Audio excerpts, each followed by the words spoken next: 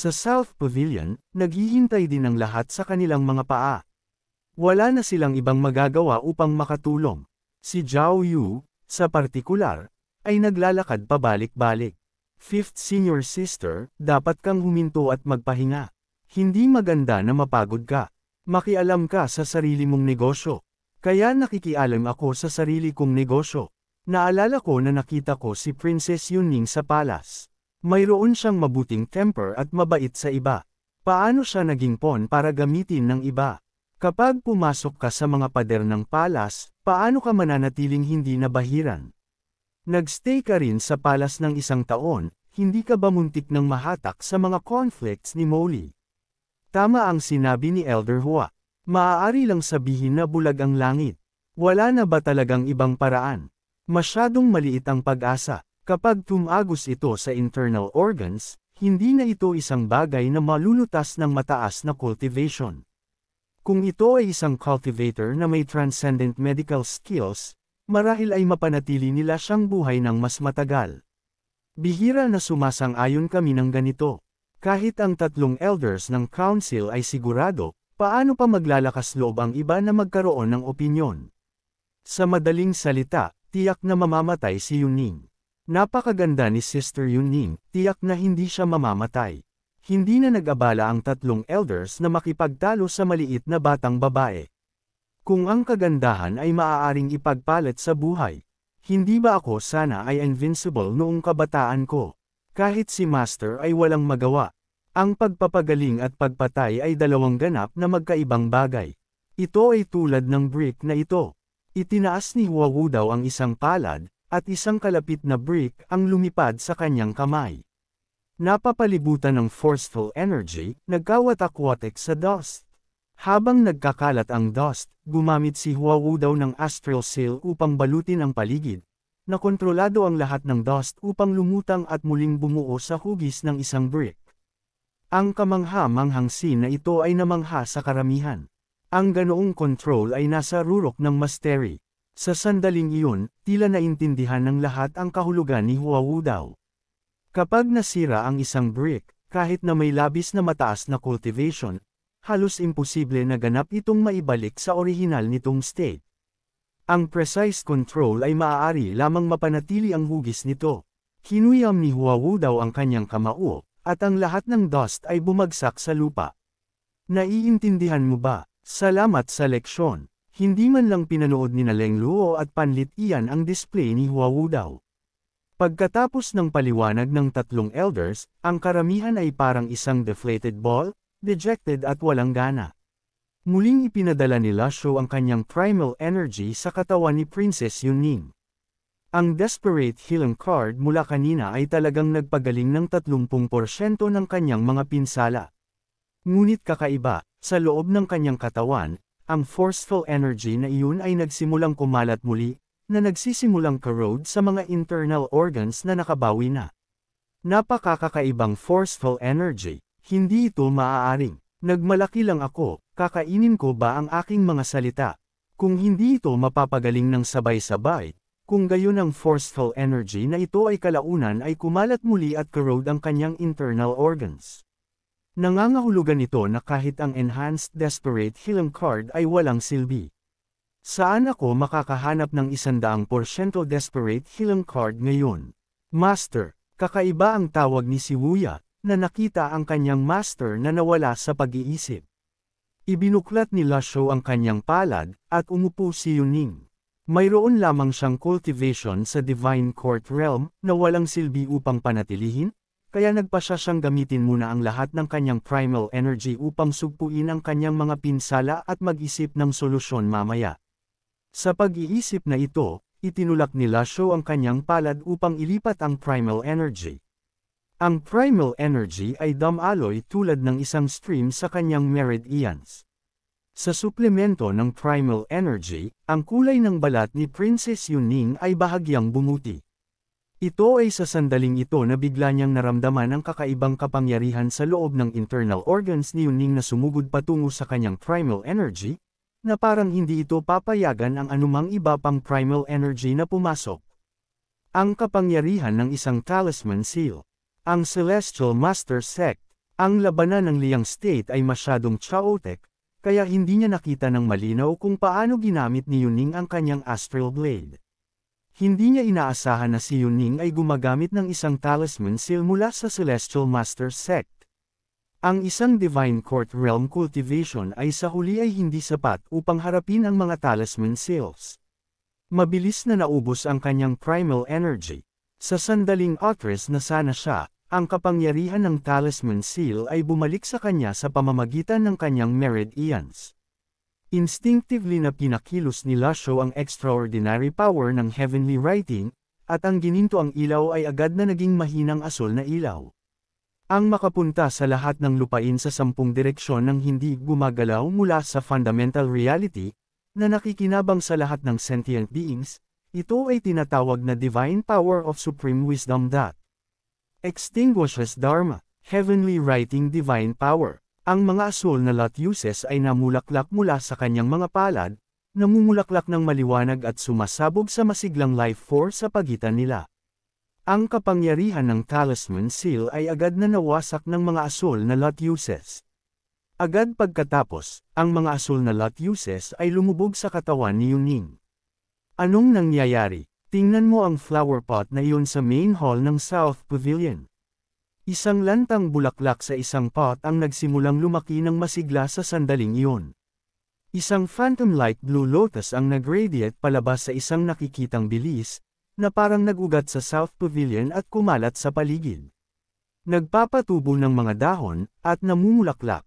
Maaari bang makamit ang ganoong magical scene sa matinding cultivation? Ang 3 elders ng council ay napuno ng incomprehension at shock. Kung ito man ay ang Buddhist Chihang Universal Salvation, Clear Mirror Platform, ang Buddha's Light Shines, o ang Taoist Sitting in Oblivion and Nurturing Life, ang bilis ng paglago ay masyadong mabilis. Ito ay tulad ng pagsaksi sa pamumulaklak ng isang ephemeral flower. Ang lahat ay tumingin sa silid kung nasaan si Princess Yuning. Isang mahinang pakiramdam ng vitality ang lumabas, tulad ng isang spring breeze. Nagulat si Shibuya, ngunit magkasama ang kanyang kilay. Paulit-ulit niyang pinaghihinalaan na sinira ng kanyang master ang lifespan limit. Mula sa lahat ng aspects ng kanyang performance at ang intelligence na nakalap niya bago bumalik sa Evil Sky Pavilion, lahat ng signs ay tumuturo sa posibilidad na talagang broken through ni master ang lifespan limit. Ang katotohanan ay isang manipis na veil lamang, ngunit walang naglakas loob na aminin ito. Dahil ang pag-amin nito ay madalas na nangangahulugang pagtanggi sa isang fundamental truth. Ang mga iniisip ni Shibuya ay nahulog sa isang struggle. Nawala ang enerhiya na parang spring breeze.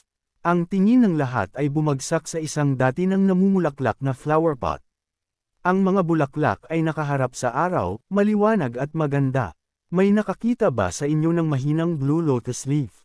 Mukhang lumutang ito palabas ng silid at pagkatapos ay nawala. Akala ko naglalako lang ang aking mga mata. Kaya may blue lotus leaf talaga. Ngunit naramdaman itong napaka-komportable, parang gumising mula sa isang panaginip. Bilis, bilis. Hatawin mo ako ng malakas. Aray, hinato mo talaga ako. Kung gagawa ka pa ng ingay, babasagin ko ang inyong mga bibig. Lumingon si Little Yuaner at tiningnan sila ng masama. Agad silang tumahimik at tumingin sa saradong pinto. Sa loob ng silid, bumalik din sa normal ang lahat. Ang Divine Court Realm Primal Energy ni Lasho ay ganap na nawala, ngunit mga isang kapat lamang ng extraordinary power ng heavenly writing ang ginamit. Ang kulay ng balat ni Princess Yuning ay tila bumuti ng malaki, naging medyo rose. Pagkatapos nawasak ang kapangyarihan ng talisman seal, naging effective ba ito? Hindi dapat ito gumaling ng ganoon kabilas, hindi ba? Nasaksihan din niya ang scene kanina. Isang malaking, mahinang asul na lotus ang lumitaw, lumawak mula maliit hanggang malaki, at pagkatapos ay agad na nawala. Ang ika-4 na heavenly writing divine power. Inilapag ni Lasho si Princess Yuning ng patag at sinuri muli ang kanyang pulso. Ang kapangyarihan ng talisman seal sa kanyang katawan ay talagang nawala, at ang corrosive force ay ganap na nalinis. Gumaling na lang siya ng ganoon. Medyo nahirapan si Lasho na maniwala. Dahan-dahan siyang tumayo, at pagkatapos kumpirmahin na walang ibang malalaking issue, lumabas siya ng pinto na nakahawak ang kanyang mga kamay sa likod ng kanyang likod. Paglabas niya, nakita ni Lasho ang iba't ibang ekspresyon sa mga mukha ng lahat, ang kanilang mga mata ay puno ng pag-aalinlangan at pagtataka. Bakit mukha silang ganoon lahat? Nabaliw na ba silang lahat sa aking mga problema sa matematika? Iniisip niya ito sa kanyang sarili, ngunit walang sinabi, at humakbang sa threshold na nakahawak ang kanyang mga kamay sa likod ng kanyang likod. Pagkatapos ng isang panahon ng pahinga, ganap siyang gagaling. Nang marinig ito, kumilos ang puso ni Shibuya, at tumakbo siya sa silid. Ang tatlong elders ay nagbigay na ng kanilang verdict na halos imposible na gamutin si Princess Yuning, at ang anumang paggamot ay magpapahaba lamang sa kanyang oras. Ano ang ibig sabihin ng, pagkatapos ng isang panahon ng pahinga, ganap siyang gagaling? Ang implikasyon ay siya ay gumaling, at ang natitira ay upang magpagaling. Ang kulay ng balat ni Princess Yuning ay naging medyo rosy na. Ang cultivation ni Shibuya ay nakatali, kaya hindi niya ito masuri.